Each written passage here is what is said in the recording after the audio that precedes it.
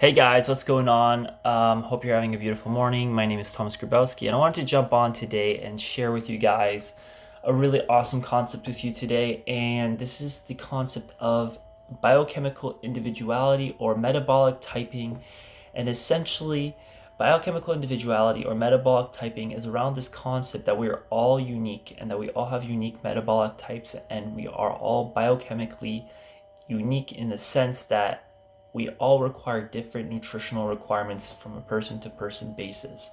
And I believe this is the ultimate way to see and understand how our bodies function in regards to health, in regards to optimal human performance, and in regards to how well we function and metabolize as human beings. Now, a lot of people might be asking, well, Tom, why is this important? How is this relevant to me? Why should I know about this? Well, a few reasons. Number one is that I believe that people should be aware and have the self-awareness that what we put in our bodies directly influences our health, our energy, our mood, our vitality, and our overall optimal health and well-being. Without having this awareness, without having this connection, we will be blindly consuming what is in front of us without ever thinking about it, without even batting an eye, thinking that maybe that our health issues that we're experiencing actually has to do with something that we're putting in our body. And 99% of the time, I'll argue that what we put in our body will directly, positively, or negatively influence our biochemistry, and it'll positively or negatively influence how we look and feel in our lives. So whether we want to feel better, look better, have a better physique, have better energy, be in more shape, have the optimal body weight, lose that extra 4, 5, 10, 15 pounds of weight, 20 pounds of weight, or if you're trying to put on 5, 10, 15, 20 pounds of muscle, no matter what your goals are you're trying to achieve, metabolic typing can be for you. And I really believe in it because I practice it on a daily basis.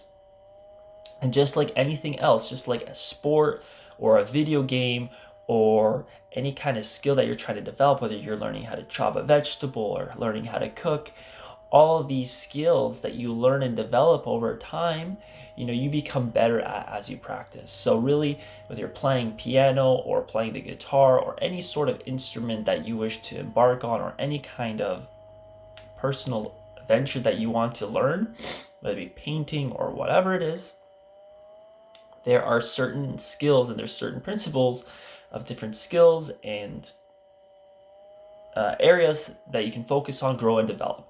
So, in regards to metabolic typing, now, with that being said, having a basic understanding of nutrition is really important. You can always check out Canada's Food Guide. Now, I don't fully agree with it. I haven't checked it out in a long time, but I haven't always agreed with it because there's a lot of push towards dairy, a lot of push towards eating a lot of whole grains, which aren't actually optimal for you.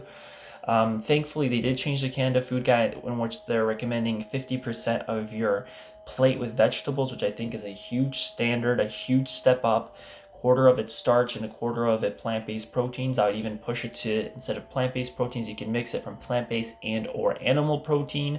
Just making sure you choose high quality proteins, preferably foods that are wild caught, grass-fed, and organic as much as you can. I know it's really hard to purchase organic and healthy product like that, but shopping at your local farmers market, I believe, is a great start because a lot of their meats do not contain hormones, or they are humanely raised and slaughtered animals.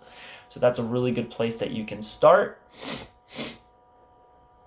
So with that being said, that's generally a good place to start when it comes to healthy eating and nutrition. 50% of your plate with vegetables, quarter of starch, and the rest of the quarter with protein. Now that ratio isn't set in stone. That's the thing I have the problem with, is that it's a generalization. It's a good starting point for somebody who's looking to, increase their nutritional intake, but you really need to be aware that that proportion of 50%, 25, 25 can vary from person to person. Some people may need more starch on their plate and less vegetables. Some people may need more protein and less starch and more vegetables.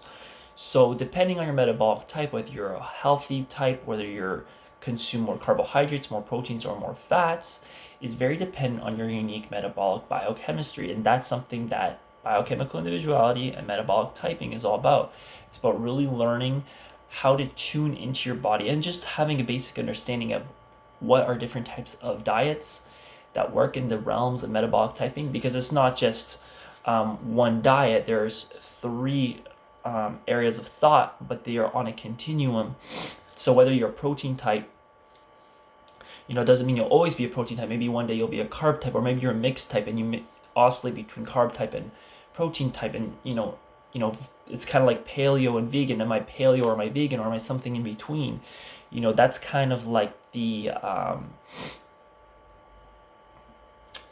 best example I can come up with, is that protein type, carb type, and mixed type can kind of be like paleo, vegan, and something in between. And paleo and veganism can work for many people, but usually somewhere people fall somewhere in between that spectrum. And there's a variety of foods that includes. There's everything good. There's a lot of elements that work for each of the diets, such as consuming animal-based proteins or consuming more fruits and vegetables. Those are, having a variety of healthy fats in the diet. These are all things to consider. And it really starts with just kind of finding one or two things that you can implement in your diet that you can start adding today, and that can help you, become a healthier, happier, and more self-expressed individual, and really optimizing your genetic potential, so to be the best that you can, whether it be with your family, whether it be with your friends, whether just being a better human being in general, just being a better person, and being more wholesome and being more integrated. I think that's what it's really about, being a more whole and real and honest and authentic person, because we need more honesty, we need more authenticity in this world where, unfortunately, not being authentic is being rewarded, and it's kind of the norm. And unfortunately, a lot of people crave that intimacy and that connection, but we can't do that if we can't really be intimate and honest with ourselves. So that's kind of the video for today. Understanding metabolic typing and just really having a basic understanding of your own biochemical individuality. If you want more resources on that, I would highly recommend you two books. Number one is you can check William Wolcott's book on metabolic typing, and I'll grab that for you guys right now. I got a couple books for you here. They're sitting down here. A couple books for you. Number one, Metabolic Typing by William Wolcott. Fantastic book. This is a very difficult read, though. It's very scientific. But it's good to study. If you want to really study a book and you want to know more about nutrition, this I would highly recommend. It's kind of like this little textbook. Very, very good. It's very scientific, so it may be very challenging for a few of you guys. I'm not really sure where people are in terms of their studies and their intellectual capacity, but this is a really good book. And then this one's my favorite. A lot of what I learned from here is more general, is this book, Paul Chek's book, How to Eat and Move and Be Healthy. This book is absolutely phenomenal, and it explains everything, not just about nutrition, but also about many other things like managing stress and eating right for your metabolic type. But one of the chapters there is about finding your metabolic type, what your metabolic types are, and how to formulate a diet plan around that. But it's really just about choosing foods that you naturally gravitate to, foods that are wholesome as much as possible. Obviously, that's not always an option. We live in a modern world where, processed foods is kind of the dominance norm, but really opting for more real whole food choices.